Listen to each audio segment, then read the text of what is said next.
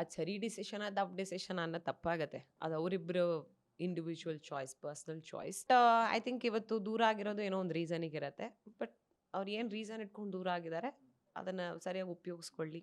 And I wish Chandu only ಇದು best ಅಷ್ಟೇ, ಚೆನ್ನಾಗಾಗಲಿ ಅಂತ. ಬಿಕಾಸ್ ನನಗೆ ನಿವಿ ಜೊತೆಗೆ ಅಷ್ಟು ಕನೆಕ್ಷನ್ ಮನೆ ಒಳಗಡೆನೂ ಇರಲಿಲ್ಲ, ಹೊರಗಡೆ ಬಂದಮೇಲಂತೂ ಇರಲೇ ಇರಲಿಲ್ಲ. ಸೊ ಕಮೆಂಟ್ ಮಾಡೋದೇ ತಪ್ಪಾಗತ್ತೆ. ಅವ್ರ ರಿಲೇಷನ್ಶಿಪ್ ಬಗ್ಗೆ ಕಮೆಂಟ್ ಮಾಡೋದು ನನ್ನ ಕೆಲಸ ಅಲ್ಲವೇ ಅಲ್ಲ. But as a friend I think Chandu ನಾನು ಒಳಗಡೆನೂ ಕಿತ್ತಾಡ್ತಾ ಇದ್ವಿ, ತುಂಬ ಚೆನ್ನಾಗಿರ್ತಿದ್ವಿ. We shared a different bond all together. But ಹೊರಗಡೆ ಬಂದಮೇಲೂ ನಂದೇನೋ ಒಂದು ಆದಾಗ ಅವ್ನು ವಿಶ್ ಮಾಡಿಯಾನೆ, ಅವ್ನು ಸಾಂಗ್ಸ್ಗಳು ಚೆನ್ನಾಗಾದಾಗ ನಾ ವಿಶ್ ಮಾಡಿದ್ದೀನಿ.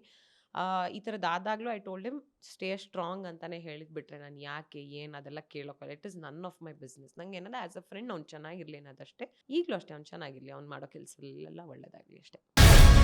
ಗ್ಯಾರಂಟಿ ನ್ಯೂಸ್, ಸುದ್ದಿ ಖಚಿತ, ನ್ಯಾಯ ನಿಶ್ಚಿತ.